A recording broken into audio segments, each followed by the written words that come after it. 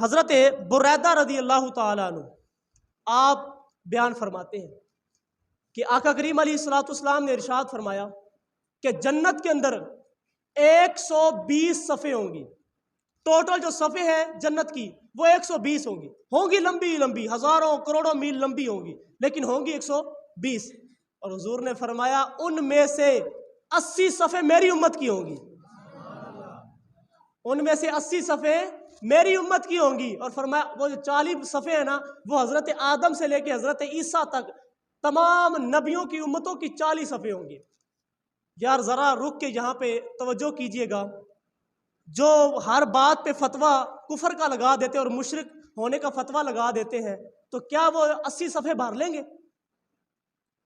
جس نے یا رسول اللہ کہا وہ بھی مشرک، جس نے حضور علیہ الصلوۃ والسلام کا وسیلہ دیا وہ بھی مشرک، جس نے قبرستان میں جا کے دعا کر لی وہ بھی مشرک.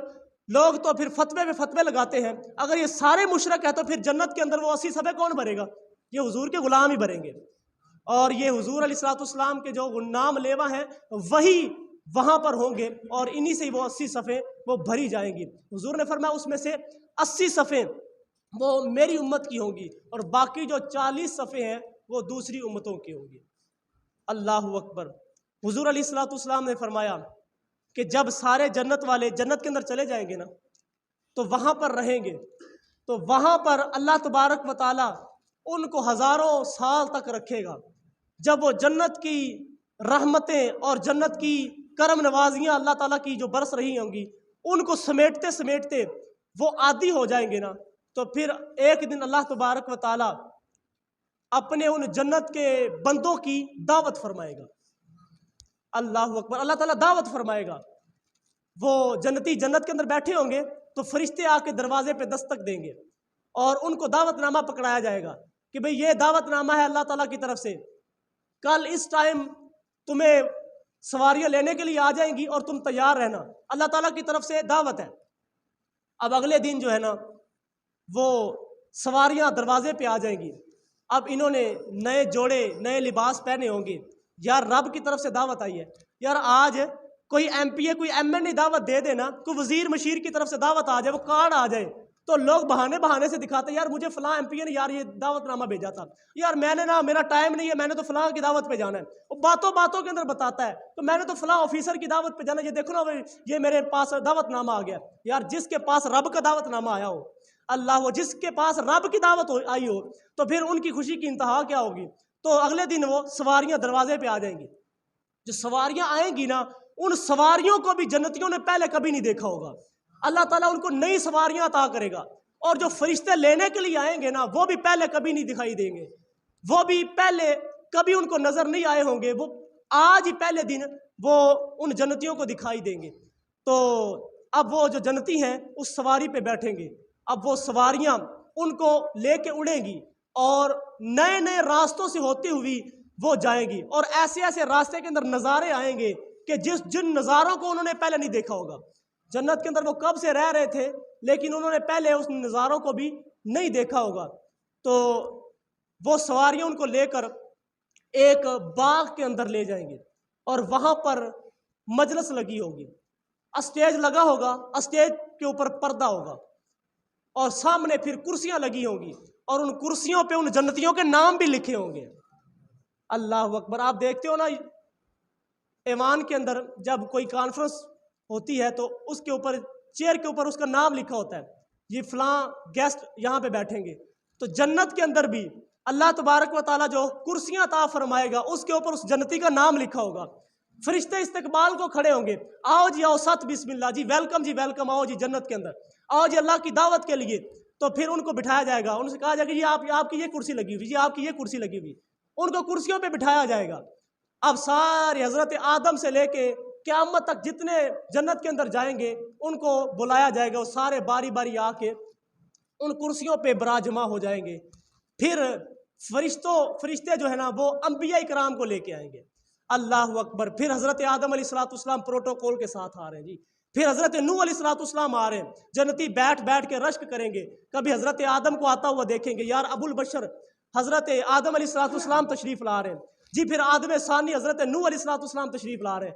پھر حضرت ابراہیم آ رہے ہیں. اس طرح حضرت یوسف علیہ السلام شہنشاہ حسینہ آ رہے ہیں تو اس طرح نبیوں کو آتا ہوا دیکھیں گے اور بیٹھے بیٹھے رشک کرتے چلے جائیں گے. اب سارے نبی آ کے بیٹھ جائیں گے. پھر ایک سواری میرے رسول کی بھی آئے گی.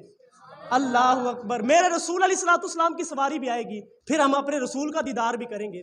پھر حضور علیہ السلام کے لیے بھی ایک اسپیشل مسند کرسی لگائی جائے گی. پھر حضور وہاں پہ تشریف فرما ہوں گے. اب سارے لوگ بیٹھ گئے.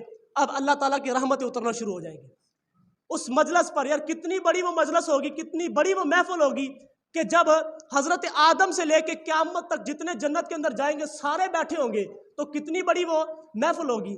اب ساری محفل پہ اللہ کی رحمتیں اتر رہی ہیں اور پھر اللہ تعالیٰ کی طرف سے آواز آئے گی کہ اے داؤد آپ کھڑے ہو جائیں اور جو میں نے تمہیں لہن داؤدی عطا کیا ہے, جو میٹھی زبان عطا کی ہے, کیونکہ حضرت داؤد علیہ السلام دنیا کے اندر جب زبور پڑھا کرتے تھے, تلاوت کیا کرتے تھے تو انسان اڑتے ہوئے پرندے بھی ٹھہر کے ان کی تلاوت سنا کرتے تھے اور ان کی تلاوت سن سن کے وہ کیف اور سرور کے اندر آتے تھے. تو ان سے فرمایا جائے گا کہ اے داؤد آپ اٹھو اور آج زبور نہیں, آج قرآن پڑھو. اللہ اکبر. آج قرآن کی تلاوت کرو. پھر حضرت داؤد علیہ السلام قرآن کی تلاوت شروع کریں گے. پھر وہ کیف, وہ سرور, وہ مزہ, وہ لذت, وہ کیا کہنے. ان جو جنتی ہوں گے تو وہ تو کیف کے اندر چلے جائیں گے, مزے کے اندر چلے جائیں گے. کتنے سالوں تک یہ تلاوت جاری رہے گی. پھر اللہ تعالیٰ فرمائے گا حضرت داؤد سے کہ آپ بس کیجئے. اللہ تعالیٰ کی طرف سے آواز آئے گی, جنتیوں مزہ آیا جی؟ جی بڑا مزہ آیا جی, لطف آ گیا جی. یا اللہ جو تو نے نعمتیں عطا کی تھی جنت کی وہ تو ساری بھول گئی ہیں. یہ اتنا مزہ آیا ہے, اتنا لطف آیا کہ ساری نعمتیں بھول گئی ہیں. اللہ تعالیٰ فرمائے گا اور مزہ نہ دوں؟ مزہ نہیں لینا یار, جنت کا مزہ. اللہ تعالیٰ فرمائے گا اور نہیں مزہ دوں, اور مزہ دوں؟ باری تعالیٰ اور بھی مزہ. فرمایا ہاں. پھر اللہ تعالیٰ کی طرف سے حکم ہوگا یا محمد صلی اللہ علیہ وسلم, محبوب آپ اٹھئے, اب آپ قرآن پڑھیے اور جو حقیقی آپ کو آواز دی گئی ہے, جو حقیقی آپ کو زبان دی گئی ہے, اس آواز کے اندر قرآن مجید کی تلاوت کیجیے. کیونکہ اللہ تعالیٰ نے حضور علیہ السلام کے ہر انداز کے اوپر, ہر چیز کے اوپر 70,000 بشریت کے پردے رکھے ہوئے ہیں. اللہ اکبر. تو وہ سارے پردے کل قیامت والے دن جنت کے اندر اٹھا دیے جائیں گے. پھر حضور علیہ السلام اپنی حقیقی آواز کے اندر قرآن مجید کی تلاوت کریں گے. یار لطف نہیں آئے گا کہ یار وہاں جنت کے اندر بھی قرآن ہی پڑھا جا رہا ہے. قرآن کی نوکری کرنے والوں, قرآن کے لیے اپنا حصہ ملانے والوں, قرآن کے بارے میں کوشش و کاوش کرنے والوں, تم کتنے خوش نصیب ہو. یہی قرآن جنت کے اندر بھی پڑھا جائے گا. جنت کے اندر میرے رسول علیہ السلام جب قرآن پڑھیں گے پھر تو ایک مزہ, ایک کیف, ایک جذب کی کیفیت, وہ کیا کیفیت ہوگی وہ بتائی نہیں جا سکتی. بندے جو نا وہ لوٹ پوٹ ہوتے جائیں گے اور ایک دوسرے سے گلے ملیں گے اور کیا ہی ان کا انداز ہوگا. کتنے سالوں تک حضور علیہ السلام تلاوت فرماتے رہیں گے اور بندے لطف اندوز ہوتے رہیں گے, جنتی مزے کے اندر ہوں گے. یار کیا لطف, کیا مزہ. تو پھر اللہ تعالیٰ ان بندوں کی کیفیت کو دیکھے گا تو اللہ تعالیٰ فرمائے گا محبوب بس کیجئے, بس کیجئے, ذرا بندوں کو سنبھل لینے دے. پھر حضور علیہ السلام تلاوت مکمل فرمائیں گے. پھر اللہ تبارک و تعالیٰ فرمائے گا مزہ اور دیا جائے, تمہیں اور لطف آئے تو یا اللہ کوئی اور بھی لطف باقی ہے, کوئی اور مزہ بھی باقی ہے. اللہ تعالیٰ فرمائے گا ہاں ہاں, جس کے لیے تم نے سجدے کیے تھے, جس کے لیے تم نے راتوں کو قیام کیا تھا, جس کے لیے گرمی کے اندر روزے رکھے تھے, جس کے لیے کھڑے ہو کر جہاد کیا تھا, جس کے لیے تو نے ساری قربانیاں دی تھی, آج میں تمہیں اپنا دیدار کرواؤں گا. اللہ اکبر. پھر ایک پردہ, دوسرا پردہ, تیسرا پردہ, 70,000 پردے اللہ تعالیٰ سارے اٹھا دے گا. اللہ اکبر. پھر اپنے رب کا دیدار کریں گے. اللہ اکبر. کبھی اے حقیقت منتظر نظر آ لباس مجاز میں کہ ہزاروں سجدے تڑپ رہے ہیں میری جبین نیاز میں.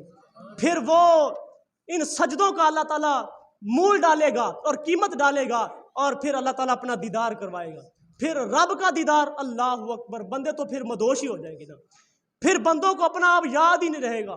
پھر کتنے سال گزر جائیں گے, کتنی صدیاں گزر جائیں گی, رب کا دیدار ہی کرتے رہیں گے. رب کے دیدار کی اس کیفیت کے اندر ہی مدہوش ہو جائیں گے. پھر کتنے عرصے بیت جائیں گے, ہم رب کا دیدار ہی کرتے رہیں گے. اللہ اکبر. کہیں نا آمین. تو پھر اللہ تعالیٰ فرمائے گا، اللہ تعالیٰ پھر اچانک پردے گرا دے گا، اللہ تعالیٰ اچانک پردے گرا دے گا، بندے اچانک چونکیں گے کہ دیدار ہی بند ہو گیا، یا اللہ ہمیں تو دیدار اور چاہیے، ہم تو اور دیدار کریں گے۔ اللہ تعالیٰ فرمائے گا بندو تم نے بڑا دیدار کر لیا، یا اللہ ابھی تو شروع کیا ہے، ابھی تو چند لمحے ہوئے ہیں۔ اللہ تعالیٰ فرمائے گا نہیں میرے بندو، تم نے 60,000 سال میرا دیدار کیا ہے، 60,000 سال میری زیارت کی ہے، یا اللہ ابھی تو دل ہی نہیں بھرا۔ اللہ اکبر، لوں لوں دے مڈ لکھ لکھ چشمہ، ایک کھولا تے ایک گجا ہو۔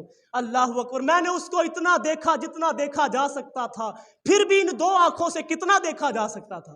باری تعالیٰ ابھی تو دل ہی نہیں بھرا، ابھی تو اندر جو ہے نا وہ چائے نہیں پورا ہوا، تو یا اللہ دوبارہ دیدار کروانا۔ اللہ تعالیٰ فرمائے گا نہیں ابھی ذرا ٹھہرو، جس مقصد کے لیے تمہیں بلایا ہے وہ دعوت تو کر لے۔ اللہ اکبر، پھر اللہ تعالیٰ فرمائے گا فرشتوں سے کہ چلو ابھی میرے بندوں کی دعوت کرو۔ پھر فرشتے جو ہے نا وہ بندوں کے لیے کھانا لگائیں گے، اب دسترخوان سج جائیں گے، کھانا لگ جائے گا، اب بندے جو ہے نا وہ انواع و اقسام کے کھانے ان کے سامنے لا کے رکھ دیے جائیں گے۔ وہ کھانے جنت کے اندر پہلے جنتیوں نے کبھی نہیں کھائے ہوں گے، کیونکہ آج دعوت اللہ کی طرف سے ہے، تو پھر اللہ تعالیٰ نئے کھانے، نئے ذائقوں کے، نئے رنگوں کے، اور وہ کھانے اللہ تعالیٰ عطا فرمائے گا۔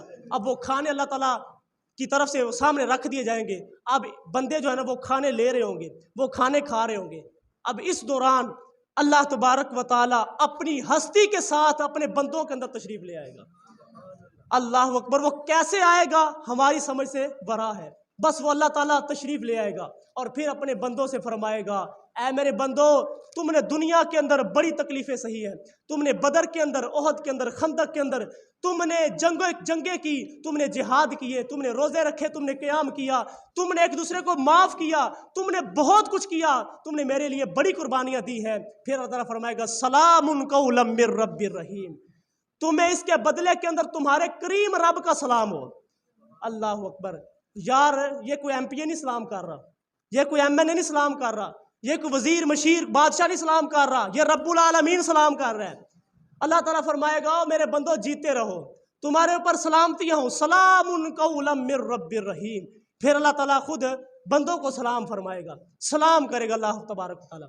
تو پھر یہ محفل، یہ مجلس یہ جاری ہوگی، تو اللہ تعالیٰ فرمائے گا کہ بندوں کوئی اور چیز کی ضرورت ہے، کوئی اور شے چاہیے، ابو بکر اور چیز چاہیے، عمر اور چیز چاہیے، عثمان و علی کوئی اور شے لینی ہے۔ اللہ تعالیٰ بندوں سے پوچھے گا، ایک ایک سے پوچھے گا کوئی اور چیز کی حاجت ہے۔ اللہ اکبر، پھر جب یہ محفل، یہ دعوت یہ مکمل ہوگی، پھر رب تعالیٰ خود بندوں کو چھوڑنے کے لیے اللہ تعالیٰ خود چھوڑنے آئے گا۔